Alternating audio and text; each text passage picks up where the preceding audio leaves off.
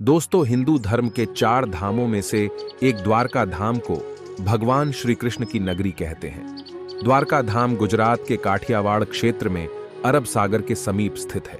श्री कृष्ण की द्वारका नगरी के जल विलीन होने की कई पौराणिक कथाएं प्रचलित हैं। भगवान श्री कृष्ण ने मथुरा वृंदावन को छोड़ने के बाद समुद्र तट पर द्वारका नगरी बसाई थी। वहीं द्वारका, जो आज गुजरात की शान है, कई खोजों के दौरान समुद्र में एक नगर डूबा होने की बात सामने आती है। दरअसल समुद्र में समाई यह नगरी द्वापर युग में कान्हा द्वारा बसाई गई द्वारका ही है, जो कौरवों की माता गांधारी और ऋषियों द्वारा दिए गए शाप के कारण तहस नहस हो गई। अब आपके मन में सवाल उठेगा कि भगवान की बसाई नगरी को भला ऋषि क्यों शाप देने लगे। आइए यहां जानते हैं इस घटना की पूरी वजह। उससे पहले अगर आपने हमारे चैनल फैक्ट नॉलेज फाइल को सब्सक्राइब नहीं किया तो कर ले। दोस्तों, पौराणिक कथा के अनुसार जरासंध द्वारा प्रजा पर होने वाले अत्याचारों को रोकने के लिए भगवान श्री कृष्ण मथुरा को छोड़कर चले गए थे। श्री कृष्ण ने समुद्र किनारे अपनी एक दिव्य नगरी बसाई। इस नगरी का नाम द्वारका रखा। माना जाता है कि महाभारत के 36 वर्ष बाद द्वारका नगरी समुद्र में डूब गई थी। महाभारत में पांडवों की विजय हुई और सभी कौरवों का नाश हो गया था। इसके बाद जब युधिष्ठिर का हस्तिनापुर में राज तिलक हो रहा था, उस समय श्री कृष्ण भी वहां मौजूद थे। तब गांधारी ने श्री कृष्ण को महाभारत युद्ध का दोषी ठहराते हुए भगवान श्री कृष्ण को श्राप दिया कि अगर मैंने अपने आराध्य की सच्चे मन से आराधना की है और मैंने अपना पत्नीव्रता धर्म निभाया है, तो जो जिस तरह मेरे कुल का नाश हुआ है, उसी तरह तुम्हारे कुल का नाश भी तुम्हारी आंखों के समक्ष होगा। कहते हैं इस श्राप की वजह से श्री कृष्ण की द्वारका नगरी पानी में समा गई। दोस्तों, शास्त्रों में बताया गया है कि श्री कृष्ण स्वयं मां गांधारी के श्राप के इच्छुक थे, क्योंकि पृथ्वी पर धर्म स्थापना का श्री कृष्ण का उद्देश्य पूरा हो चुका था। उन्हें जल्द ही परम धाम लौटना था। महाभारत के युद्ध में सभी दुष्टों का विनाश हो चुका था। अब केवल वही लोग शेष थे जिनके हृदय में परमात्मा बसता था और वे स्वयं धर्म की राह पर थे। लेकिन द्वारिका नगरी के लोगों ने महाभारत के युद्ध में भाग नहीं लिया था, जिस कारण से द्वारका में अभी भी वही पुराने रीति रिवाज चल रहे थे।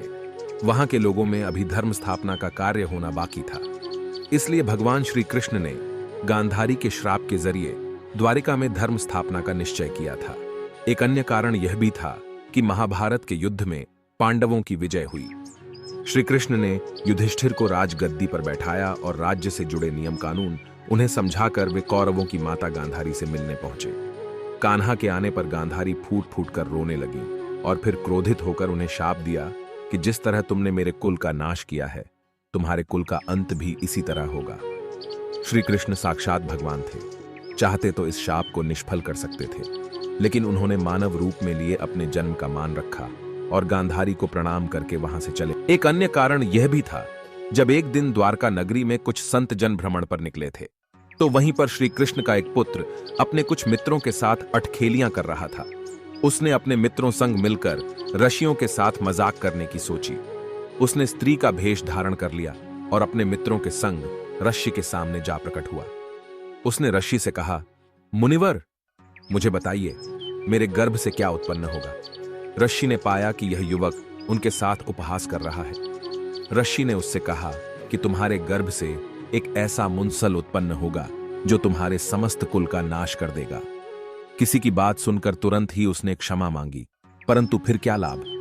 कुछ ही समय में ऐसा हुआ भी।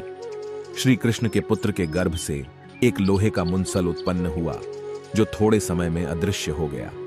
इसके पश्चात कुछ ही समय में गांधारी के श्राप का असर द्वारका नगरी पर दिखने लगा था। द्वारका में आए दिन अनहोनी घटनाएं घटनी प्रारंभ हो चुकी थीं। चूहों की संख्या इतनी ज्यादा बढ़ चुकी थी कि लोगों का जीना मुश्किल हो गया था। लोगों में आपसी द्वेष और झगड़े बढ़ चुके थे।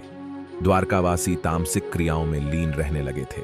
तत्पश्चात भगवान श्री कृष्ण ने अर्जुन को संदेश भिजवाया कि वह उसके नगर के कुछ लोगों को किसी सुरक्षित स्थान पर पहुंचा दें। अर्जुन श्री कृष्ण के निमंत्रण पर जल्दी ही द्वारिका पहुंचे। तब तक द्वारकावासियों ने आपस में लड़ लड़कर आधे कुटुंब का नाश कर दिया था। श्री कृष्ण के बेटे प्रद्युम्न की भी मृत्यु हो चुकी थी। भगवान बलराम ने भी अपने प्राण त्याग दिए और श्री कृष्ण किसी वन में जा बैठे, जहां पर एक शिकारी के तीर से उन्होंने भी अपनी देह त्याग दी। अगले ही दिन श्री कृष्ण के पिता वासुदेव ने भी अपनी 3 पत्नियों के साथ देह त्याग दी, जिसके बाद अर्जुन ने उनका अंतिम संस्कार किया। शेष सभी लोगों को अर्जुन अपने साथ इंद्रप्रस्थ ले गए। उधर जब पांडवों को द्वारका में हुई अनहोनी का पता चला तो अर्जुन तुरंत द्वारका गए और श्री कृष्ण के बचे हुए परिजनों को अपने साथ इंद्रप्रस्थ लेकर चले गए। इसके बाद देखते ही देखते पूरी द्वारका नगरी रहस्यमयी तरीके से समुद्र में समा गई। दोस्तों, आशा है आपको वीडियो अच्छी लगी होगी। दोस्तों, वीडियो अच्छी लगे तो लाइक, शेयर और कमेंट में अपनी राय जरूर दें।